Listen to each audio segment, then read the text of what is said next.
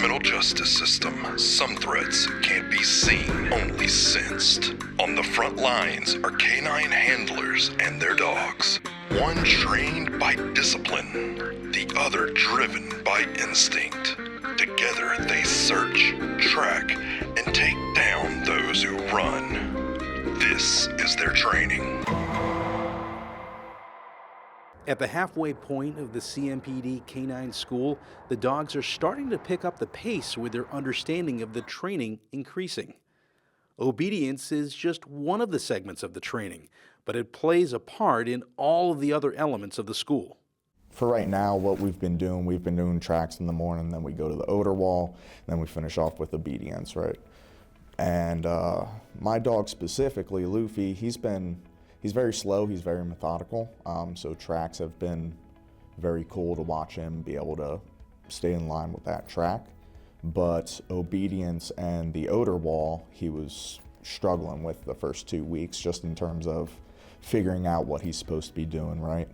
But this week it seems like he's a whole different dog. He's understanding the tasks that we're asking him to do, and he's thinking about how he's supposed to do it and actually completing it pretty well. So I'm very pleased with this week. Sit. Super. Let's.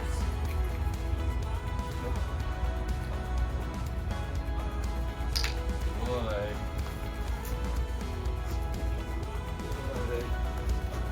Let's. Nice, man. Let's. Sergeant Leggett and Emily, they're not teaching them, hey, sit means this, plots means this, foos means this.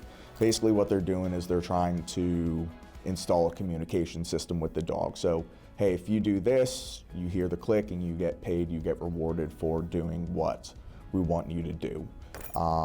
It's not so much as telling the dog, hey, this is where you have to be. It's more like them playing with the dog and being able to communicate with that dog that, hey, you're doing a good job, you get rewarded for this.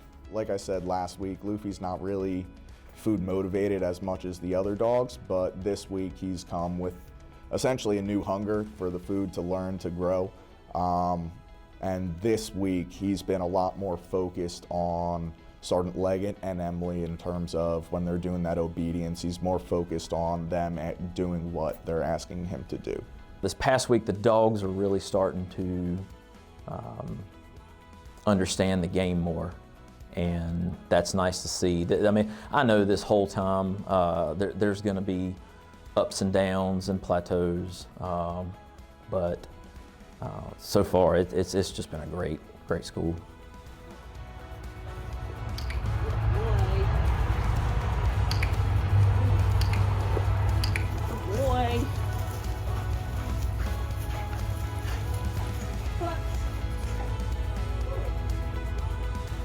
Good boy.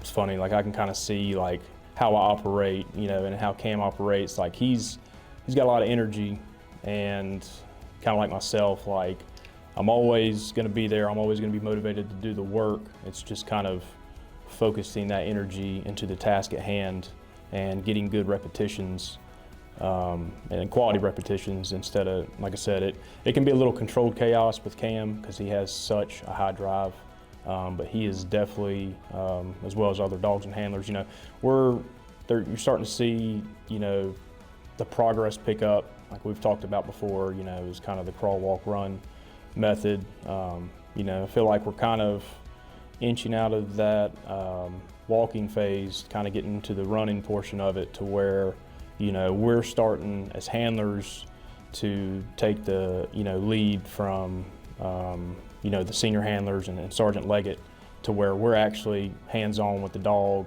and performing the repetitions as well, which, like I said, kind of speaks to us kind of having to be on our P's and Q's, because if we're not making sure we're squared away, like how can we have that expectation for our dogs? As the handlers begin to understand the day-to-day of K9 school, things switch up. Now that they've been able to see how the training works, they'll begin taking more control of the dogs and walking them through some of the segments. It's kind of ramping up. You know, we're starting to see that transition now at the end of last week, week 6, and beginning, you know, today, week 7. Like, we're starting to get that lead in our hand more, and we're taking it, you know, away from Sarge and Emily. So we're definitely being more hands-on with the dogs, and obviously, you know, it's been a lot of watching the dogs, you know what I mean, kind of letting them go through the repetitions, but now it's us taking the repetitions as well with the dog. Boy, good boy, Cam. Oh, yes, boy. Boy. Oh, yes, boy. Cam. Boy.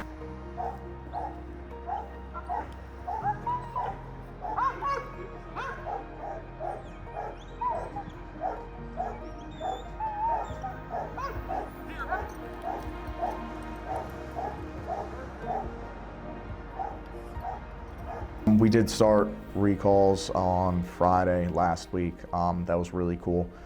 So basically what we're doing with the recalls is we have a jute or a toy that we play with the dogs with.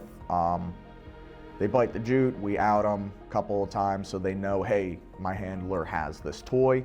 This is something that I really want. So we would basically hide the toy behind us, run certain distance away, and as that dog is pulling into the harness to try and get to us, we'll say, hey, come here. And then the dog takes off to try and get to us, adding value to us as handlers. Like, hey, this is the person that has the fun stuff. This is where I want to be.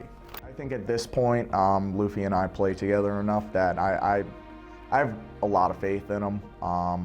There's been instances when we're playing tug where he'll accidentally bite my hand. I got a couple of scars. I'm sure the other handlers do as well, but he doesn't do it intentionally. It's at least my opinion that he would never try to intentionally cause me harm or anything like that. Accidents happen, you know, it is what it is. That's what kind of what we signed up for, but there's not a doubt in my mind that I'd think that, hey, this dog's running at me, he's gonna hurt me.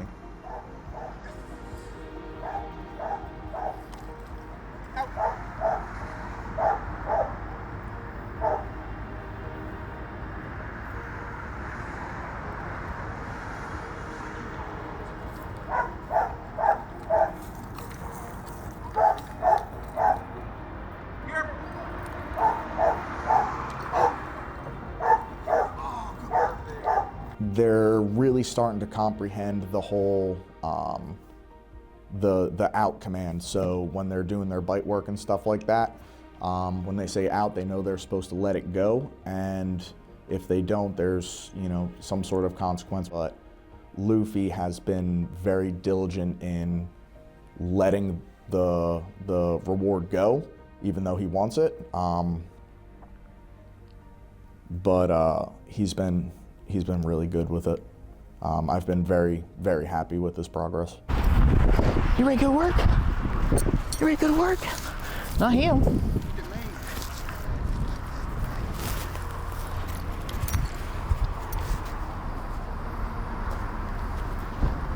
Yes! Oh, that's a good boy.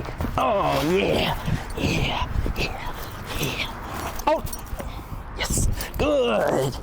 Atta boy, good. Oh, yeah. Oh, yes. Ah, good boy. Ah, yeah. Oh.